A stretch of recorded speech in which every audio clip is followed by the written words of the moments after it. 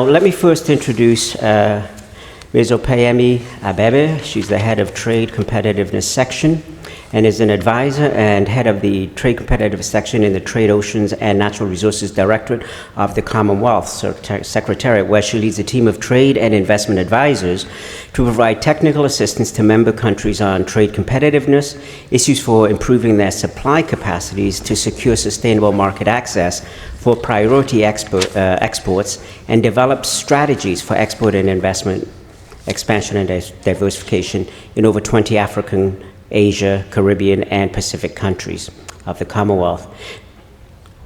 Ms. Abebe previously served as Trade Commissioner for Canada with the Canadian Department of Foreign Affairs, Trade and International Development to support Canadian business interests in Nigeria, and has led previous projects funded by the DFID, World Bank, and USAID on diverse trade and investment topics. She holds a Master's in Law from the International Trade and Investment Law and has a doctorate degree in VIEW, lifelong learner. And then we are also joined by the new friend, Dr. Wolfgang Alschner, who's an empirical legal scholar specializing in international economic law and the computer analysis of the law. He holds the Hyman Soloway Chair in Business, Trade, and Law, and his new book, Investment, Arbitration, and State-Driven Reform, New Treaties, Old Outcomes, Outcomes, recently published with Oxford Press in 2022, explores how a new generation of international investment treaties has been rolled back in investment arbitration practice. Professor Alschner is a full professor at the Common Law section with cross appointments to the Faculty of Engineering, School of Electrical Engineering and Computer Science. He is also a faculty member of the Center for Law, Technology and Society at the University of Ottawa and heads the U Ottawa Legal Technology Lab. Professor Alschner's teaching materials on computational legal analysis are available at datascienceforlawyers.org _East External. Okay? So to kick us off, so thank you folks for coming and joining us, I want to talk about experiences using challenges. From your perspective, what are the most significant regulatory hurdles currently impeding international trade, and how might they be addressed? So might we first start with you, Ms. Abebe. Thank you for that question, and it's a pleasure to be here once again, and thank you. Nice to meet you, Professor. And then it turns out that we do have a very significant interest in the reform of the international arbitration, investment arbitration, because I do participate in UNCITRAL Working Group 3, where we are talking about the reform of the IIA regime. So when I heard that in your bio, I thought, okay, this is nice. And of course, we've been supporting countries in negotiating new bilateral investment treaties, looking at the new models that UNCTAD's proposed. So it's great to meet you, and I'm happy to have a conversation with you on that. But yeah, to the question, what are the regulatory barriers that's impeding trade as we are right now? I think that obviously the most obvious challenge that international trade is facing is the current escalation of trade tariffs and the implication that is having, not only for the countries who are impacted directly by these tariff escalations, but by the entire supply chain of countries who also interact with these countries. So, for example, even though it would seem like the tariff escalation, and I'm being just politically correct, it's between country A and country B, the impact of that escalation is actually being felt by country C, D, E, F, who are not even necessarily parties to these trade tensions that is manifesting. So yes, the current regulatory space, it's quite challenging. I also think that for many of the countries, especially developing countries, they do continue to face non-tariff barriers. And sometimes those non-tariff barriers are actually more significantly inhibiting of their capacity to be competitive or to trade than the tariffs. Prior to this tariff escalation, in many countries and in many trade agreements, tariff was already almost at zero level. Many developing countries exported outside of their country through some kind of preferential trade agreements. And so tariffs were generally low. So we are seeing that the biggest challenges that countries face is actually a lot more around the regulatory barriers, which we call non-tariff barriers, with labeling SPS, the capacity of these countries to meet some of these standards that are being put in place. Of course, key among that would be the new regulatory policies that the developed countries are putting in place around environmental sustainability testing. Those are significant barriers to trade for many developing countries from Africa, Asia, the Pacific, and even the Caribbean. So these are some of the challenges that we are seeing in the field. Okay, very good. Thank you. Dr. Alschner, would you like to add to that, or do you want to go to the next question? What's your preference? No, let's maybe stick to that for a moment, because as my colleague rightly pointed out, we are at an inflection point, really, when it comes to international trade, with these unprecedented levels of tariffs that the United States has imposed. And I think it's particularly troublesome for many developing countries, because when you look at the range of tariffs that have been imposed, we see tariffs that are universal, the 10% baseline, and that's probably going to stay. And that already then makes it much more difficult to import into the United States. But add to that sectorial tariffs, not relevant for all developing countries, because those are mostly on autos, on steel and aluminum, but there are some products such as lumber that Canada exports to the United States, and that are of course also an important commodity for developing countries that will face increased market access barriers to the United States. On top of that, we now have a pause for the reciprocal tariffs. As you remember, on April 2nd, the United States put in place varied tariffs on countries across the globe that varied from 10% to up to 50%, for instance, on Lesotho. And these tariffs have just been paused while the United States is negotiating with these countries. And so once at least some of these tariffs might kick back in, we are likely to see an increase in tariff levels. What does that all mean? Well, for the United States, it means that exporting has become more expensive. Yeah. It also has become more complicated. Just finding out how much you have to pay in terms of tariffs is incredibly complicated, because these tariffs stack on top of each other. And the final point I would make here is that it creates a lot of animosity and ill will also across countries. If your neighbor is hit with a 50% tariff, but you are only hit by a 25% tariff, and maybe the country next door is only subject to a 15% tariff, although you're exporting similar goods to the United States, that of course creates a lot of regional tension and may impede, or at least make it more difficult for countries to integrate regionally. There's one question that with these tariffs, and this is just ancillary to what you both said. If you've already got existing treaties in place, so for example, CUMSA, and there was a provision within that agreement on how you would deal or arbitrate disputes, how are those affected within this current context? How does that play into it? And please, whoever wants to answer. Okay, I'll go first. Let me give an example. So in the past, before we started to see these tariff escalations, African countries exported to the US under what we called AGOA, which is the African Growth and Opportunities Act, which basically allowed many African countries to export over 6,000 plus goods to the US duty-free and what we call quota-free. Now, these were bilateral, they were unilateral agreements by the US to give this duty-free access to these African countries. With a blanket 10%, for example, or like with Lesotho, and unfortunately Lesotho is one of the countries who benefited from that, because they were able to set up cottage industries to take advantage of apparel, because that was one of the biggest exports to the US from Africa under AGOA. Unfortunately, the only recourse to dispute, if this comes up, well, in this case, AGOA was very unilateral, so the US could frankly cancel it at any time, so it was that. But usually, even if it was something that was a preferential agreement notified to the WTO, The only recourse that we had was to take these cases to the WTO. But unfortunately, right now, the WTO dispute settlement is in some kind of disarray, again, because the US has refused to allow the appellate mechanism of that WTO dispute settlement to be staffed. So, unfortunately, right now, the only option you have is reciprocity, but very few countries have the capacity to reciprocate against the US. Correct. Dr. Alschner?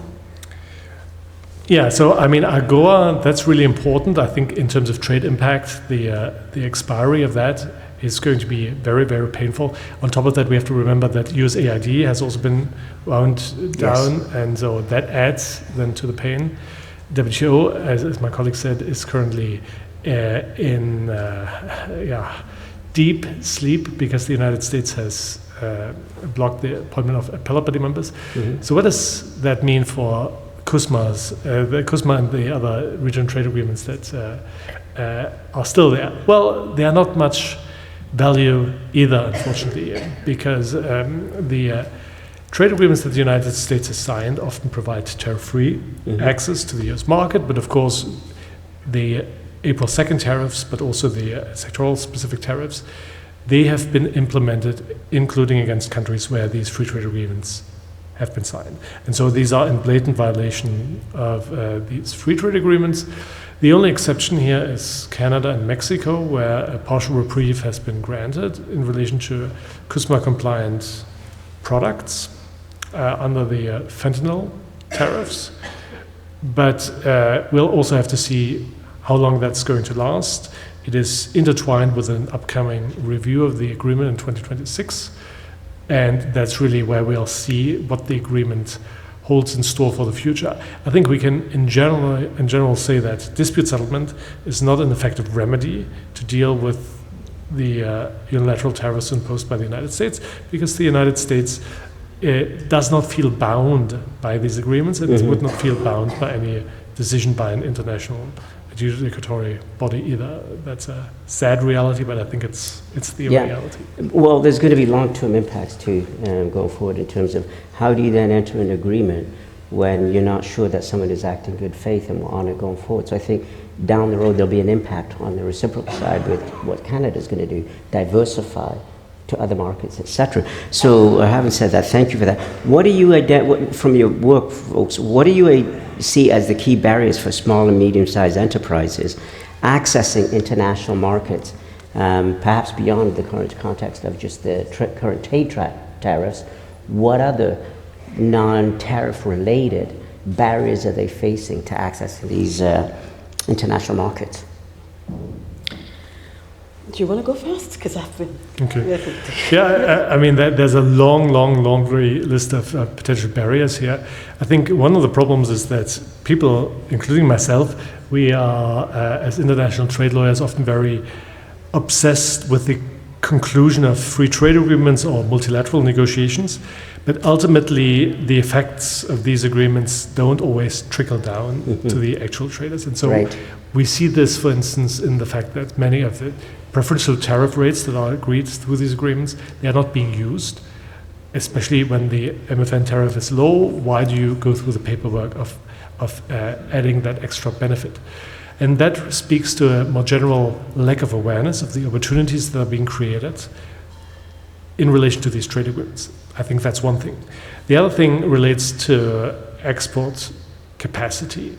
And that's even an issue for countries like Canada. We sit on all this oil, but because the pipelines only go south, we cannot sell our oil easily east and west. And of course, for developing countries, there are similar concerns.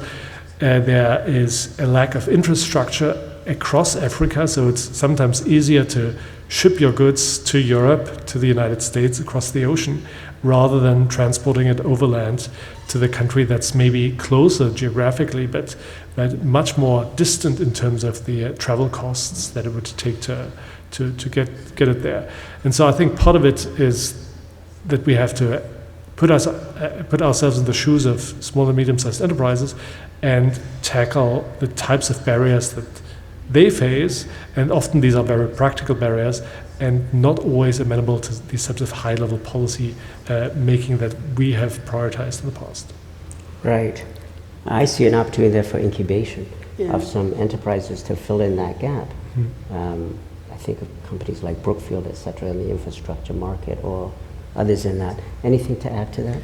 Yeah, I mean, just like I said in my first response, obviously the tariffs are problematic, but from the experience that we have in many of the developing countries, the non-tariff barriers are actually a much more disincentive to exporting for the SMEs. And just like the doctor said, it is really true that the awareness of the preferential agreements that have been negotiated is also something that we find that in many African countries or in Caribbean countries, so many of the SMEs are not aware that they have preferential market access that should allow them to export their products to the neighboring country or don't know how to. The compliance with some of this, with the rules of origin under the preferential market access can also be problematic because then the documentation that is required to export to these countries just becomes it just disincentivizes you to make that effort. And if you have a big domestic market, then you would rather stay in the domestic market anyways. Right. So what I'm hearing you say is really, we're talking about, if you will, on a consulting service basis or administrative support basis, one, educating people about what is available to them, what markets they can, but also maybe giving some support to build up that internal capacity to meet those requirements, to be able to export. Absolutely. How do you deal with that? Like, from an export, what can countries who have, such as Canada and others, do, and then what can be done from the other side, those countries that perhaps don't have it? I would say that for the developing countries, and even for countries like Canada, for the SMEs, there is still a bit of hand-holding that is important. Access to finance is one of the other things that I wanted to say, because that's a very big challenge for many SMEs. And financing advancement in technology, it's expensive. And if the government, and why do Chinese companies or businesses thrive? It's because there's a very heavy subsidy that's coming from the government to backstop the investment or the ability of those companies to basically play in the local market to such a degree that some of our countries are not doing. And so that support, backstopping support from government will be critical to help the MSMEs or SMEs understand what the market is and perhaps provide some kind of credit guarantees, export credit guarantees that allows them to try opportunities in new markets. Those are some of the things that countries can do. And then on the other side, partners, obviously, for the developed countries, can also see how to perhaps, you couldn't ask a country to simplify its SPS standards, so that's the sanitary or phytosanitary standards, but perhaps some of the things that are just what we call technical barriers to trade. So for instance, if you want to export this pen, a country might decide that they do not like pens that have pink because pink is a color that has national connotation for ABCD. That's a technical barrier to trade because it doesn't speak to the quality of the pen. It just speaks to some other standards that these countries have put in place. So where those technical barriers can be taken out, it would ease the free flow of goods from one country to the other. Thank you. Dr. Alschner, anything to add to that? Well, just reinforcing the role of export credit agencies, I think that's a really, really important point. And they play, I think, an increasingly important role also to build these diversified and alternative supply chains. So there's now a real impetus, including on the part of developed countries, to put more money on the table to get your goods from elsewhere, but from China, or to diversify away from the United States. So I think there are downstream opportunities also for developing countries as these trade patterns shift. I think the other thing is, and we might come back to that, the role of technology. And we are currently, I think, undergoing a real revolution in how we think about products, passports, traceability, visibility of supply chains. And of course, that's in the short and medium term creating a lot of costs. We see this in the deforestation area, where the EU requires a lot of documentation for goods to be entering the EU. to prevent them from being harvested from land that used to be forested. But I think down the road that might also then create opportunities because supply chains are going to be mapped out much more carefully.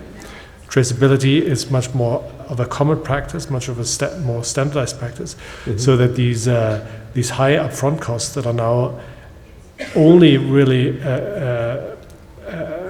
only bigger companies are able to swallow them. I think they will be much reduced in the future, which then creates opportunities for small and medium-sized companies. But I think there's a bit of a transition period that's going to be painful and that might squeeze small and medium-sized companies out of the market before we get to that better place. Thank you. I think both of, when you raise some of these points, it makes me think of, well, how can digital tools and platforms simplify cross-border trade for this group of enterprises? Yeah, no, I think that's exactly where we're trying to go through. First of all, I think we need to agree on standards. I mean, there are always going to be variations between product standards, but at least documentation standards, so that the same type of paperwork exists across different countries, or there's at least interoperability of standards. I think that's one thing that's not really related to only digital infrastructure, but in general, just interoperability rules to facilitate trade. So this big umbrella of trade facilitation, which has been gaining a lot of traction in the past decade. So I think that's one thing. The other thing is really to think hard about the technological solutions. And I talked about traceability, so digital passports for products, trusted trader programs in order to reduce the paperwork that traders have to be providing. And I think because of the geoeconomic fragmentation that we're seeing now, all these things are going to be more important because countries are very concerned about circumvention. So we want to know where products are coming from. Countries are very concerned about labor standards, environmental standards. So we want to know that there has not been forced labor in the production of these goods. And so there's a big push from all sorts of directions to embed technology and traceability into supply chains. And I think ultimately that's a good thing. Yeah, I mean, okay, so again, coming back to the developing country perspective. So while we understand that there is value in some of the standards that have been insisted upon by the developed countries, for example, the reality is that many developing countries and SMEs from developing countries are unable to compete. And what this then means is that they continue to be squeezed out of the market. So, and just picking up, for instance, and this is why in the WTO there is not a lot of movement, because countries like India, for example, and some of the other bigger developing countries, and even China, they always want to, their argument is you must decouple issues of labor rights and environmental standards from trade, because for them, these are some of the things that they consider as advantageous. And the argument they sometimes make is that, yes, we want to comply with environmental standards, but we want to comply with these environmental standards at our own pace. Okay, we haven't contributed. I mean, China couldn't make that argument, but some of the lesser countries, like, we haven't contributed so much to some of the climate crisis that we're seeing. We need the space to grow, and if that means that we would continue to use less environmentally friendly energy to power our industry, you cannot ask us to stop doing that, because we do not even have the capacity to grow the technology or to buy the technology that allows us to go into the alternative modes of energy. And so it's really, for me, it's an opportunity, yes, but it is a real challenge that many of the developing countries face. You know, in this response, I mean, implicit within what you're both sharing is the issues of trust and the issues of perceived risks, right? With international investors. So how do you build trust that people are acting with good intentions? And how do you, on the other side of it, reduce the risk that others feel about, well, if I go and invest here, how do I mitigate my risk element? Does that make sense?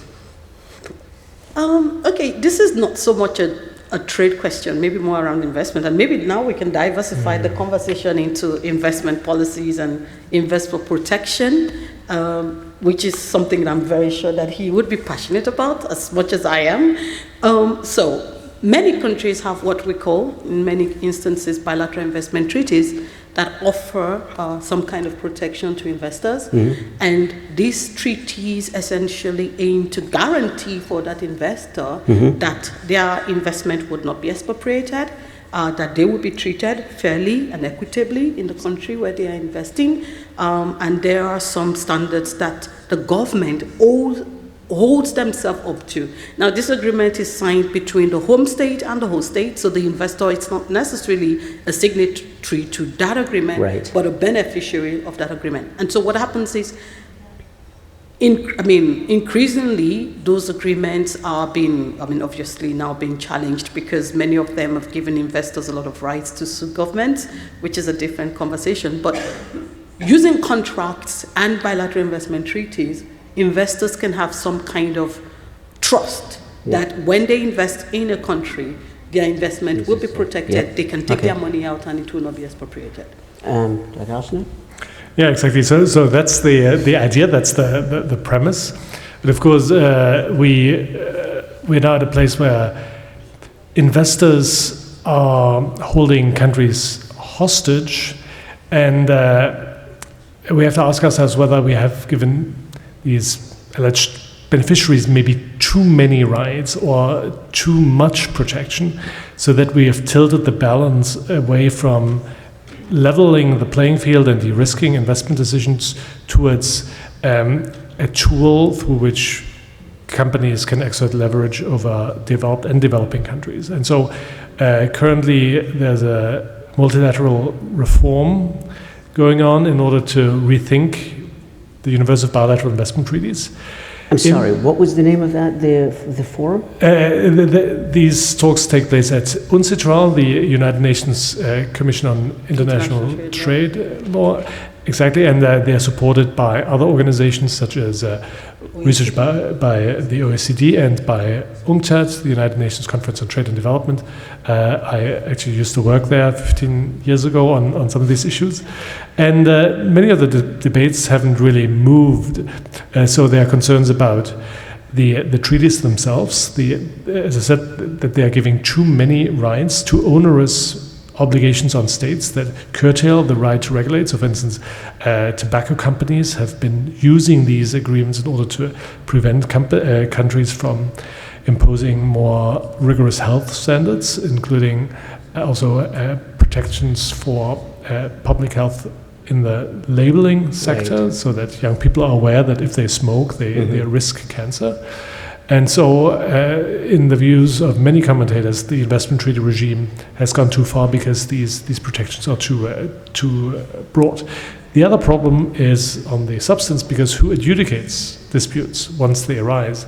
And there are mostly Western arbitrators from professors or highly regarded lawyers who are then opining on the legitimacy of laws that countries have put in place in order to protect their own citizens. And often these arbitrators then come to outcomes that are not entirely understandable from a both developing perspective, but also from a public international law perspective. It's often driven by more commercial interests. And so we are currently in a process of seeing to what extent the system can be reformed so that the development benefits can be brought out more clearly, to ensure that investment is aligned with sustainable development objectives. But it's an uphill battle. And these reforms at UNCITRAL, they've been going on since 2017. So we are in our 8th year of reforms, and we still haven't, there are some small outcomes, but big debates are still ongoing. So to reform a small problem that many people can agree on is very challenging. And I might just add that the big problems, the substantive problems that I have been talking about earlier, they haven't even been tackled as part of this process. And so it's very concerning how slow moving the international community has been in trying to reform the system that is clearly out of whack. You know, but in hearing this response, my first visceral reaction to that is, well, where is the appetite for cooperation, legitimate cooperation, to move and reduce these disparities? Because one thing is, if a rising tide lifts all ships. So if you expand the global market of actual commerce and opportunities, everybody will benefit to a degree. So how do you overcome that myopic sense that is nationalism versus a collective sense of we all benefit, and that there is actually, it's coming really from my mind, a paucity mentality as opposed to a mentality of abundance, and that there is enough for everyone if everyone can actually engage. What is the appetite for actual legitimate cooperation? It's so. Sorry, is that too vulgar a It is. I question? mean, I am thinking about it just in the light of what is taking place in the international investment reform regime that we're talking about. Everybody, at least almost everybody, understands that there is a problem. Everybody agrees that reform is necessary, but people have different views on how far that reform should go. And you're very correct that there is no universal corporate agreement, if I could use that word, that we know this system's broken. Some countries, because they are backed by their investors and business people, want to keep the status quo, Right, because they are benefiting from the status quo. right. And so you have a very strong pushback from some of the business community because they do not want the reform to happen. Right. He's just mentioned about the professors of law and the arbitrators, for instance, who sit on these cases. They obviously are a very strong lobbying community, and they benefit very enormously from the system Conflict. as it is. They benefit from the conflict, and so they do not want to lose their bread and butter.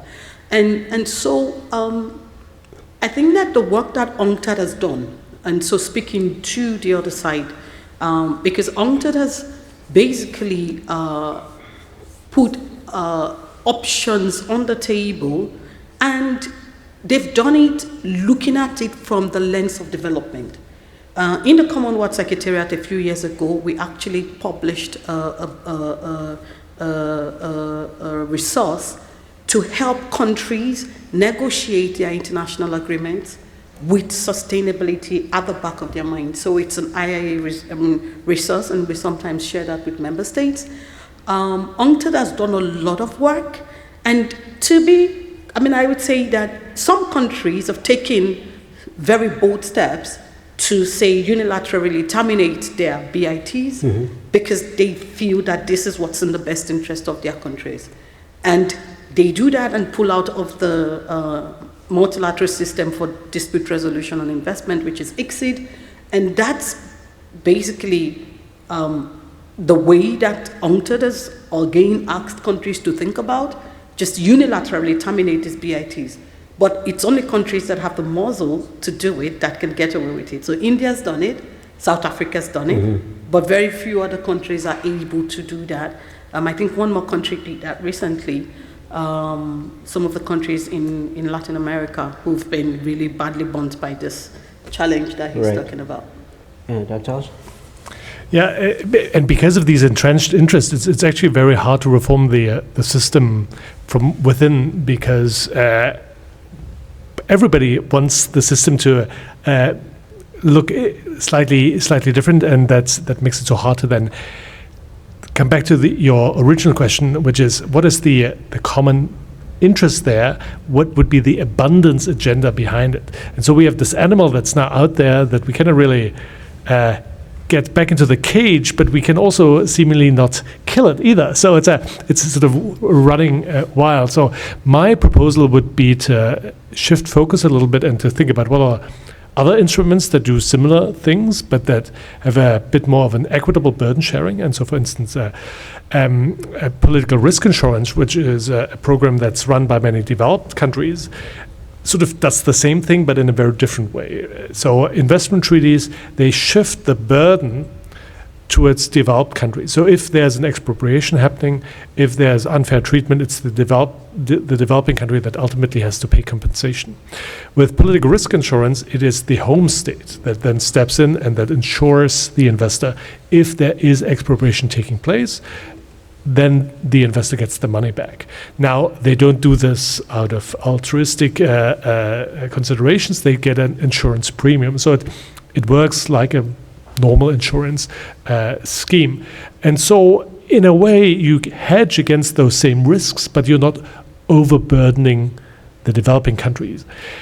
There's a second advantage, and that is that many of these political risk insurance maintained by Germany, by Japan, by China, and by the United States, they often impose screening criteria. So they want to make sure that the investment that is being covered by these insurance schemes is actually conducive to development, is not harmful to the environment, because ultimately it's the government that's indirectly on the hook. And so I think we have to think a little bit more about how we can enhance the role of that instrument where the developed country has a bit more of a stake, and maybe dial back the IIA instrument, the investment treaty instrument, where the burden is really on the developing country. Right. And one more thing, if I could add, is one of the ways that the African countries, for instance, under the current AFCFTA, are playing this is by saying that if you have a dispute, then that dispute will be settled on a state-to-state basis. So instead of giving the investor the right to sue the state directly, they're saying you'd have to convince your country to bring a case against the other country. And state-to-state dispute, which is what's similar to what happens in the WTO, is slightly less burdensome. Again, because we haven't talked about the fact that there are actually companies out there who hedge against some of this international arbitration, right, who basically trade in this dispute, and they would fund a company to sue a state simply because then they can get money out of it. And so it is really it's a very crazy system that is being, but there, I mean, and I like the idea that you shared around the political risk insurance, because every investor who goes into a country does so knowing that there are some risk. Right. And frankly, what we find is that the more the risk in the countries, in most cases, then the higher the returns, because then they build into that investment a premium on return because of the risk that the investment carries. So if you're investing, for instance, in Sudan, you're going to be billing the government like, almost multiple times what you would get normally because of the notoriety of that environment. And so yes, they do go to these countries understanding that they are this risk, but they do get some protection by the IIAs, and we're hoping that we can reform that system so that there's a bit of balance. Well, let me ask you this. If that mechanism would work, and perhaps it does, I don't know, is that would seem that there's a higher cost on the country, like the home country, that might be having to pay.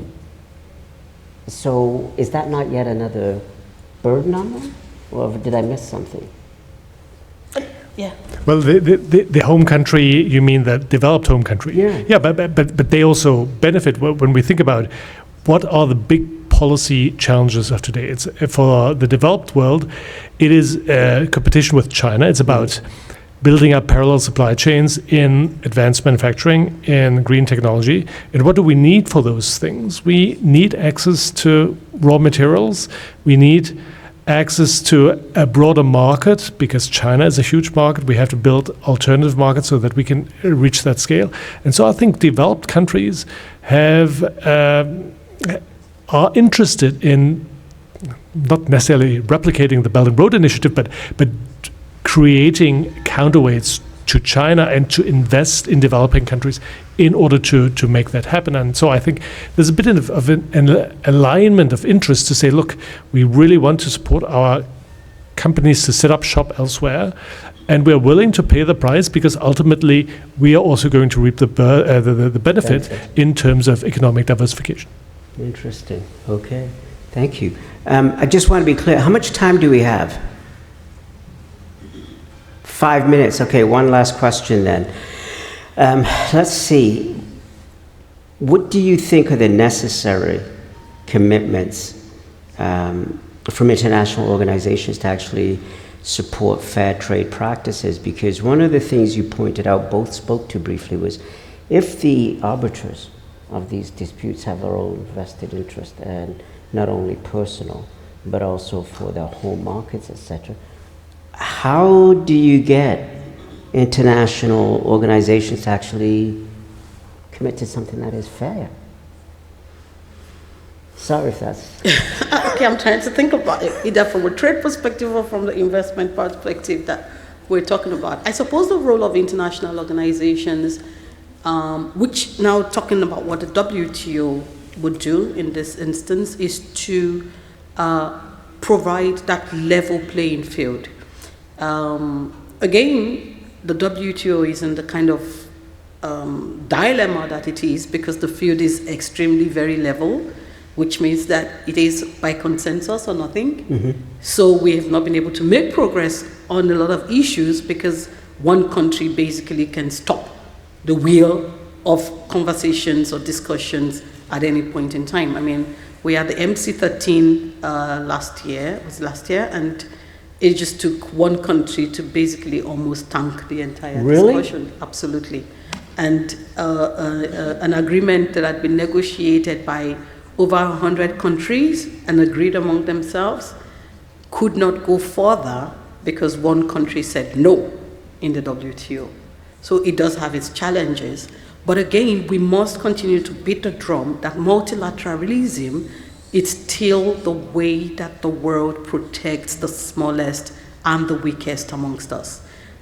Because there is an imbalance of economic power, and it is when we are in a multilateral space that the small countries, the medium-sized countries, the LDCs, the small island developing states, have the protection that they need against some of the bigger countries. So I've said that at the end of the day, we still need the multilateral trading system. We still need those international organizations. We need UNCTAD, we need the WTO, we need the Commonwealth, we need all of the organizations that play in this field to continue to be that rallying place where we level the playing field for the various countries.